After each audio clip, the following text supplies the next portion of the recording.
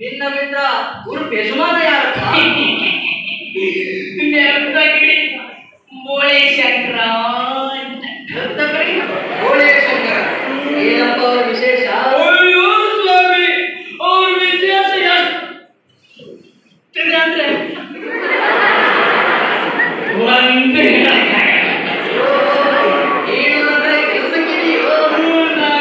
ಎಷ್ಟಪ್ಪ ನಿನ್ನ ಸಂಬಳ?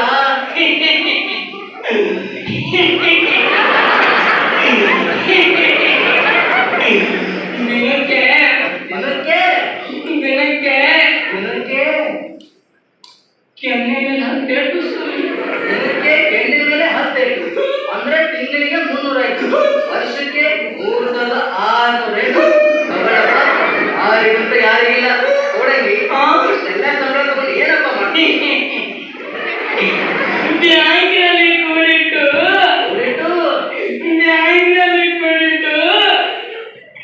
ಮದುವೆ ಮೇಲೆ ಕೊಡಂಗಿ ಅವಳು ಶ್ರೀಮಂತರಪ್ಪ.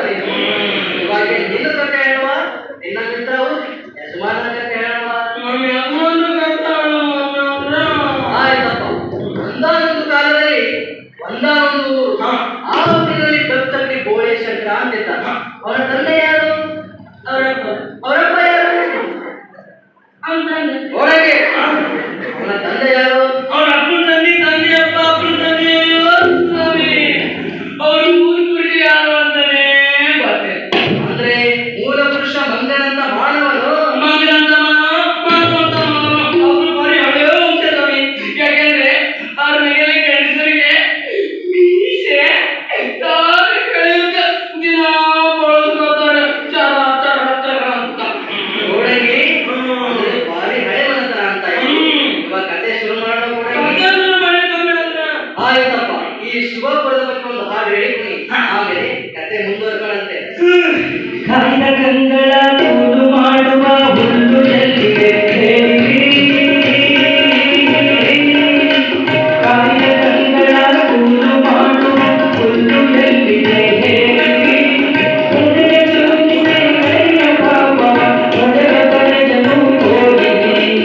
ಅದರಿ ಕಂಗಳ ದೂರ ಮಾಡುವ ಸೂರ್ಯಕಾಂತಿಯ ತೋರಿದೆ.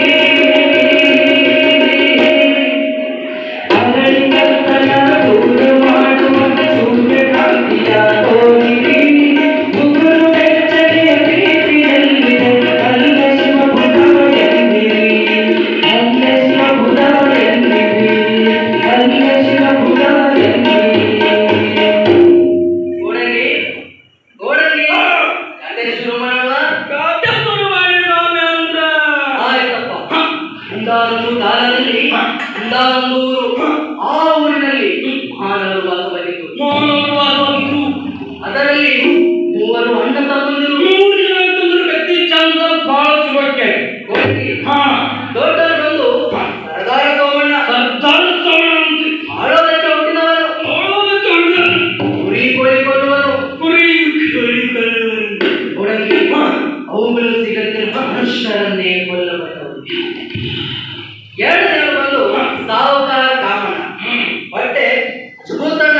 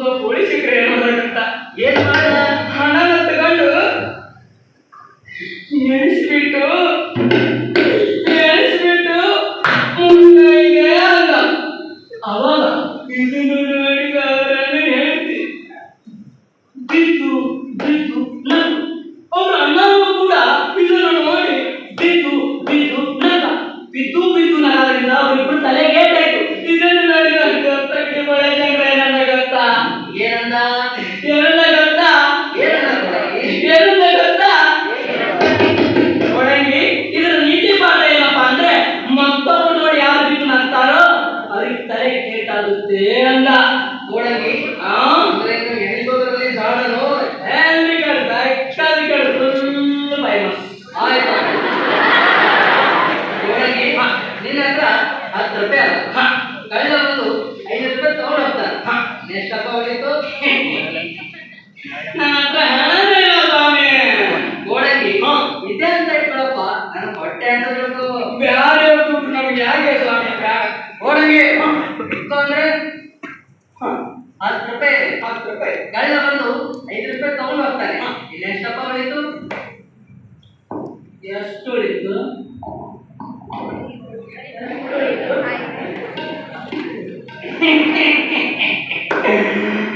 5 ಸ್ವಾಮಿ.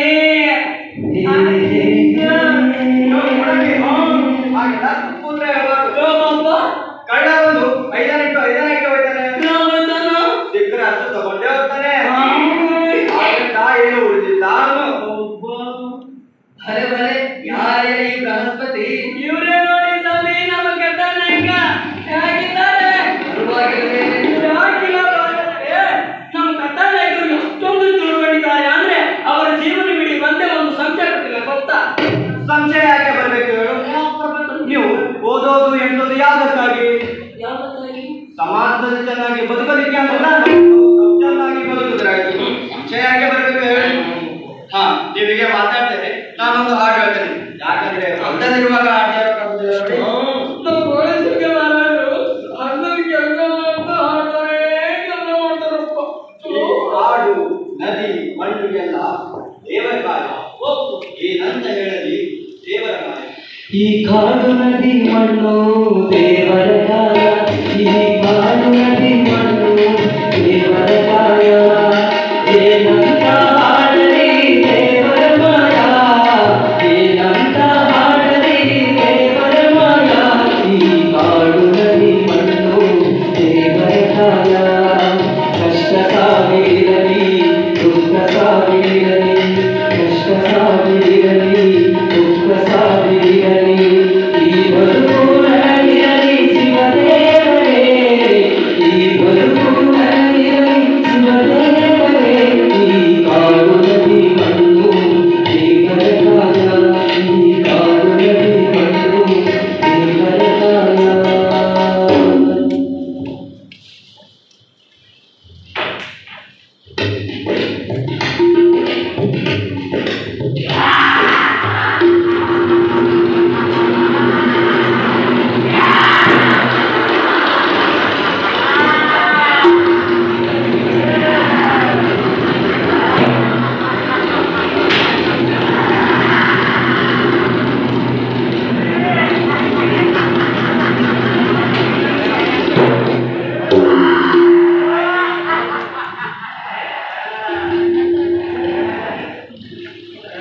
ಮರದಲ್ಲಿ ಬಾಡುತ್ತಿವೆ.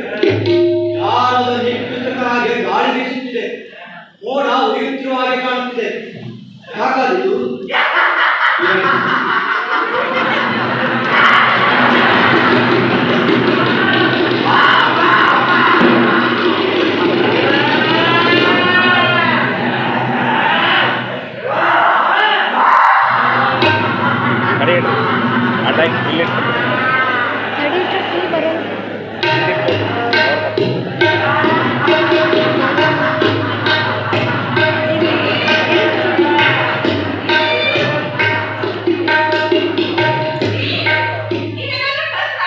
ನಾನು ಅದನ್ನು ಕೇಳೋಣ ಅಂತಿದ್ದೆ, ನೀನು ತಿಳಿದಿಲ್ವೇ?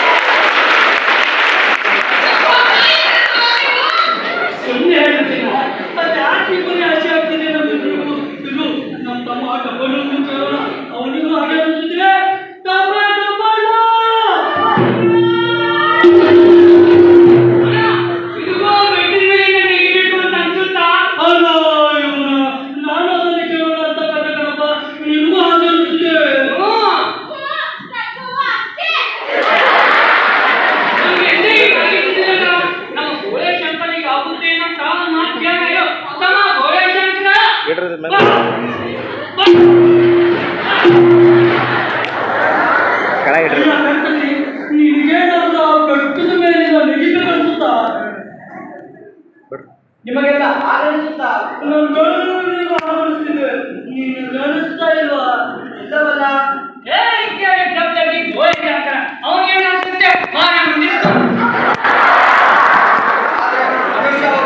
ನಮ್ಗೆಲ್ಲರಿಗೂ ಅನ್ಸಿದ್ದು ನೀನು ಒಬ್ಬನಿಗೆ ಅನ್ಸಿಲ್ಲ ಅಂದ್ರೆ ಅದು ಅನುಮಾನನೇ.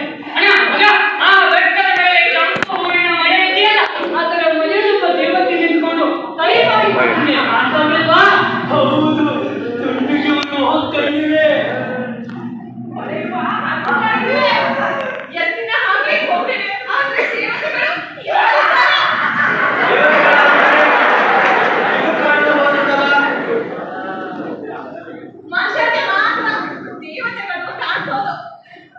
ಒಮ್ಮೊಮ್ಮೆ ವಿಷಾದಿಗಳು ಕೂಡ ಈ ರೀತಿ ಆಟ ಆಡುತ್ತಿದೆ.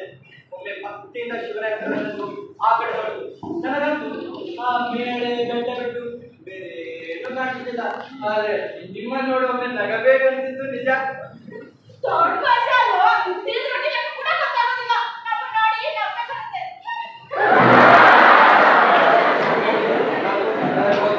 ಆದ್ರೂ ನಾನು ಬೇರೆ ಅರ್ಥ ಆಗ್ತಿಲ್ಲ. ಅರ್ಥ ಅದು ನಾನು ನಂಬೋದಿಲ್ಲ.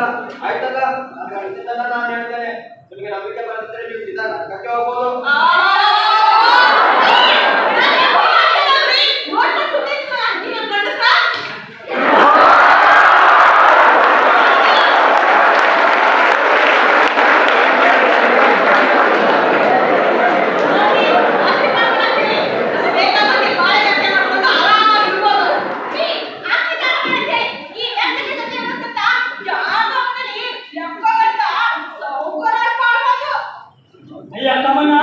ನಮಗೆಲ್ಲ ಆಸ್ತಿಯಲ್ಲಿ 3 ಭಾಗ ಮಾಡಿ 1 ಭಾಗ ನನಗೆ ಕೊಟ್ಬಿಡಿ, ಎಲ್ಲ ಪಾಲಿಗಾರಿಕೆ ಮಾಡಿಕೊಂಡಿರ್ತೇನೆ. ಆದ್ರೆ ಭಕ್ತರಿಗೆ ಜೊತೆ ಇರೋದಿಲ್ಲ. ನಾನು ಅಷ್ಟೇ ಯಾರ ಮನೆಯಲ್ಲಿ ಜಮಾ ಖರ್ಚು ಕೊಟ್ಕೊಂಡಿರ್ತೇನೆ ಹೊರತು ಈ ಭಕ್ತರಿಗೆ ಗೋಯಚಂದ್ರ ಜೊತೆಗಂತೂ ಇರೋದಿಲ್ಲ. ನೋಡಿ, ನೀವಾಗಲಿ ನಿಮ್ಮ ಹೆಂಡತಿರಾಗಲಿ ಹೊಲದಲ್ಲಿ ಇದ್ದವರಲ್ಲ, ಅವರಲ್ಲ. ಯಪ್ಪ ಅಂದ್ರ ನೀನು ಒಬ್ಬ ಕಷ್ಟದಿದ್ದಾರೆ, ನಾವೆಲ್ಲ ಹೋಗಿದ್ದೀವಿ ಬದುಕತ್ತೀವಿ ಅಂತ ನಾನೀಗ ಮಾತಿನ ಅರ್ಥ ನೋಡ್ರಿ.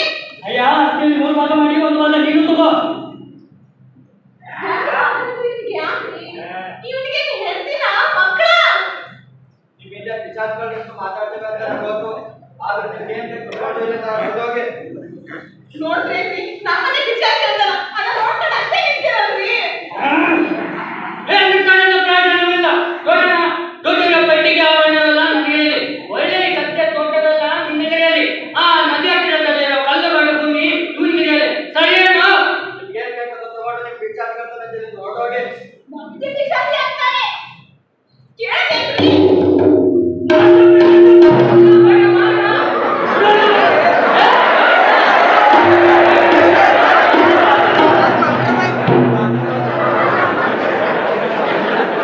ನಮ್ಮ ತಮ್ಮ ಹೇಳ್ದಂತ ನಿನ್ನ ಸುಮ್ಮನೆ ಬಿಡ್ತಾ ಇದ್ದೀನಿ. ಯಾಕಂದ್ರೆ ನಿನಗೊಂದು ಗತಿ ಕಾಣಿಸ್ಬಿಟ್ಟಿದೆ. ನೋಡ್ಕೊತೀನಿ ನಿನ್ನ ನೋಡ್ಕೊತೀನಿ. ನಮ್ಮ ತಮ್ಮ ಎಲ್ಲಿ ಹೋದ?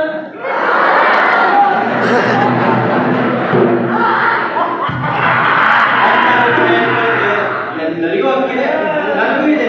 ಆದ್ರೆ ನನ್ನ ಅಭಿಪ್ರಾಯ ನಾನು ಯಾರ ಮೇಲೂ ಹೇರುವುದಿಲ್ಲ ಅಷ್ಟೇ. ನಗಬೇಕು ಅಣ್ಣ, ನಗಬೇಕು, ಹೂವಿನ ಹಾಗೆ ನೀ ನಗಬೇಕು. ಮುಳ್ಳು ಆಸ್ತಿಯ ಮೇಲೆ ಮಲಗಿದ್ದರು ಚೆನ್ನಾಗಿ ಹಾಗೆ ನಗಬೇಕು. ನಗಬೇಕೋ ಬಣ್ಣ, ನಗಬೇಕೋ ಭೂಮಿಯ ಹಾಗೆ, ನಗಬೇಕೋ ನಗಬೇಕೋ ಬಣ್ಣ, ನಗಬೇಕೋ ಭೂಮಿಯ ಹಾಗೆ, ನಗಬೇಕೋ ಮುಳ್ಳು ಹಾಸಿಗೆ ಮ್ಯಾಲ ಮಲಗಿದ್ದರು, ಮುಳ್ಳು ಹಾಸಿಗೆ ಮ್ಯಾಲ ಮಲಗಿದ್ದರು, ಚಂದು ನಗಿ ಹಂಗ ನಗಬೇಕೋ.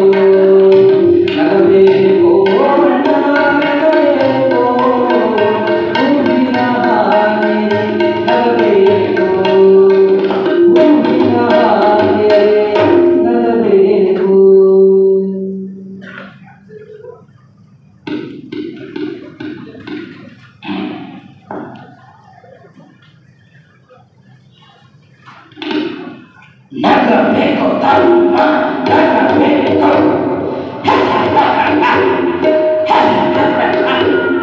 ನಗಬೇಕು ತಮ್ಮ ನಗಬೇಕು ನಗಬೇಕು ತಮ್ಮ ನಗಬೇಕು. ನಮಸ್ಕಾರ ಕಣ್ಣನ. ನನ್ನ ಪೂಜೆ ಮಾಡಿಕೊಡೋದಕ್ಕೆ ಭಾಗವತರು ಎದುರುತ್ತಿದ್ದರಿಂದ ನನ್ನ ಪೂಜೆ ನಾನೇ ಮಾಡಿಕೊಳ್ತೇನೆ. ನಾನು ಪಿಶಾಚಿ. ಪರಿವಾರದಲ್ಲಿದ್ದವನು ಸೈತನನ್ನು ಎಡಬಿಟ್ಟವೋ ಬಲಬಿಟ್ಟವೋ ಎಂದು ಹೇಳಿಕೊಳ್ಳಲಾರೆ. ಆದರೆ ಸೈತನನ್ನ ಕೈಗಳಿಗೋ ಕಾಲುಗಳಿಗೋ ಸಮಾನವಾದ ಶಕ್ತಿಯುಳ್ಳವನು ಹೇಳಿಕೊಳ್ಳುವಷ್ಟು ದುಷ್ಟತನ ನನ್ನಲ್ಲಿಲ್ಲ. ಅದಕ್ಕೆ ಸೈತನದಲ್ಲಿ ನನ್ನ ಮೊದಲೇಕೆ ನಮ್ಮದೇ ಇಲ್ಲ. ಬೇರೆ ಪಿಶಾಚಿಗಳು ನಿಮ್ಮ ಆನಂದದಲ್ಲಿ ವಿಷ ಎಡಿಸಿ ಹುಲಿ ಸಿಂಹಾಟದ ಗೋಲುಗಳಾಗಿ ನಿಮ್ಮನ್ನು ಕಾಡುತ್ತಾರೆ.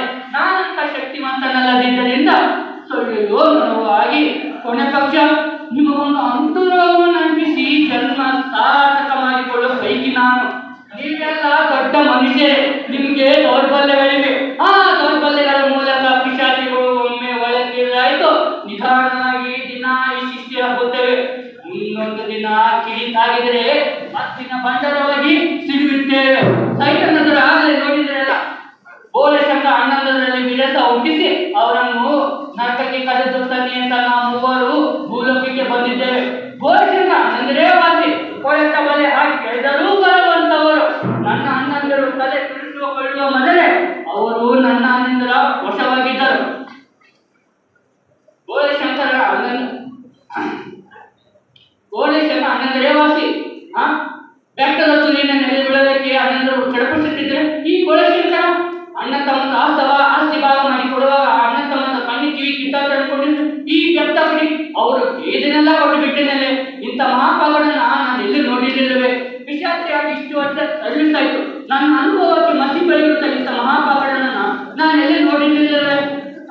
ಇರಲಿ, ಈಗ ಅವನು ಬರುತ್ತಿದ್ದಾನೆ.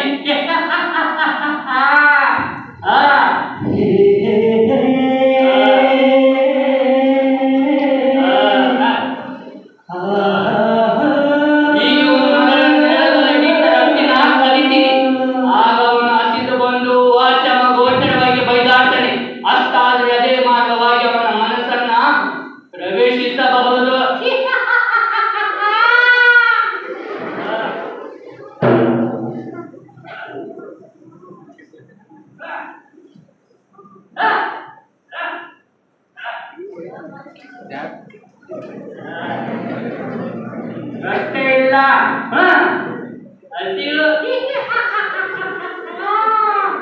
ಬಾರು ಬಾ.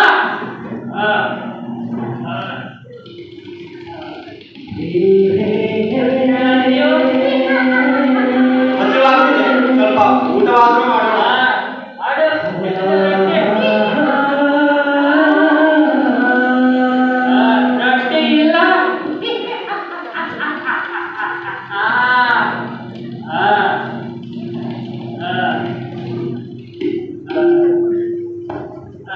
ರೊಟ್ಟಿ ಇತ್ತಲ್ಲ, ಸಿದವರೆ ಯಾರು ತಗೊಂಡು ಇರಬೇಕು. ಒಂದೊತ್ತು ಊಟ ಮಾಡದಿದ್ರೆ ನಾನೇನು ಸಾಯುವುದಿಲ್ಲ. ಉಳಿದ ಕೆಲಸ ಬೇಗ ಮುಗಿಸಿ ಮನೆಗೆ ಹೋಗಿ ಉಂಟರಾಯಿತು. ಅಸ್ತಿತ್ವ ಬಂದು ವಾಚನ ಗೋಚರವಾಗಿ ಬೈದಾಡ್ತೇನೆ ಅಂದರೆ ಪುನಃ ಕಸಿಗೆ ತೊಡಗಿದ್ದೇನಲ್ಲ. ಇರಲಿ, ಈ ಇವನು ಬಾಯಾರಿಕೆಗೆಂದು ನೀರು ಕುಡಿಯೋನು. ಆ ನೀರಲ್ಲಿ ವಿಶೇಷವಾದ ಪಾನಕ ಬೆರೆಸುತ್ತೇನೆ. ಆಗ ಅವನು ಅದನ್ನು ಕುಡಿದು ಪ್ರಾಣಿಗಳ ತರ ಉಳ್ಳಾಡುವುದನ್ನು ನೋಡಿ ನಾನು ಖುಷಿ ಪಡುತ್ತೇನೆ.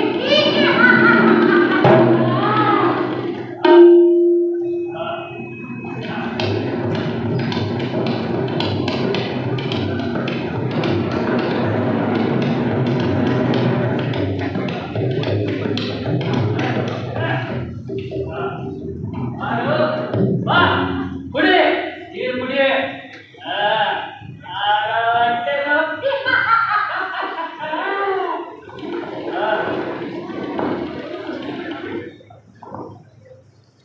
ಬಾಯಾರಿಕೆ ಆಗುತ್ತದೆ, ಸ್ವಲ್ಪ ನೀರಾದ್ರೂ ಕುಡಿಯೋಣ. ಕುಡಿ.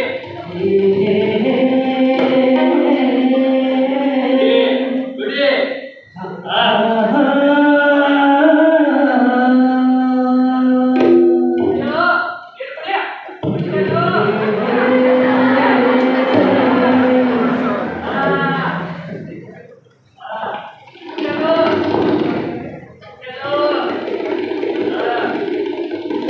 ಇದೆಯಲ್ಲ. ಮತ್ತೆ ಇರಲಿ, ಉಳಿದ ಕೆಲಸ ಮಾಡೋಣ. ಅದು ಕಟ್ಟು ಪಾಂತವೆಂದರೆ ಒಂದು ನಾಟಕ ಇದ್ದಾಗೆ ಅಂತದಲ್ಲಿ ಪಾತ್ರಗಳಿಗೆ ಪಾಂತ ಕುಡಿದು ಪುನಃ ಕಲಿಕೆ ತೊಡಗಿದ್ದನಲ್ಲ. ಇರಲಿ, ಈ ಇವನ್ನ 6 ವರ್ಷದಲ್ಲಿ ಬಂದು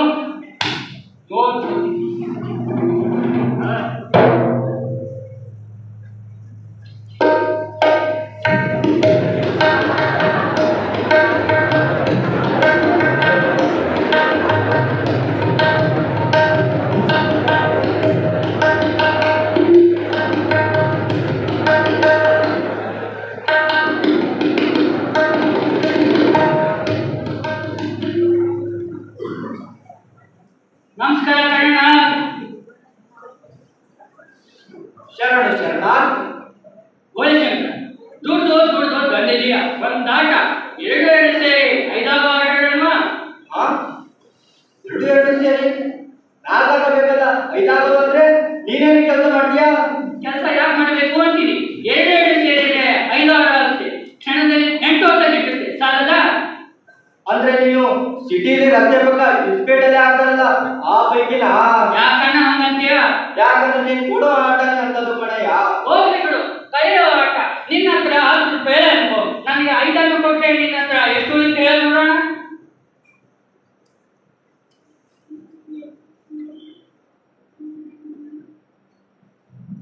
ಎಷ್ಟು ಉಳಿತು? 10.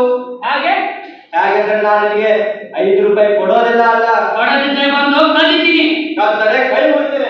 ಏನಂದ್ರೆ ಕೊಡದಿದ್ರೆ ಕಾಲು ಮುಗಿತೀನಿ. ನಿನ್ನಂತ ಸೋಮೇರಿಗಳು ರಾಜವನ್ನ ಶಿವನೇ.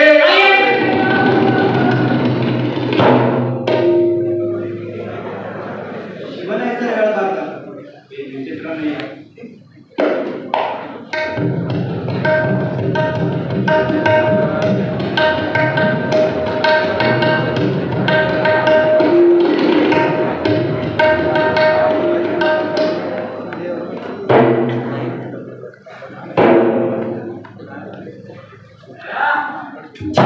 ನನ್ನ ಕರ್ತ ಮಾಲೀಕ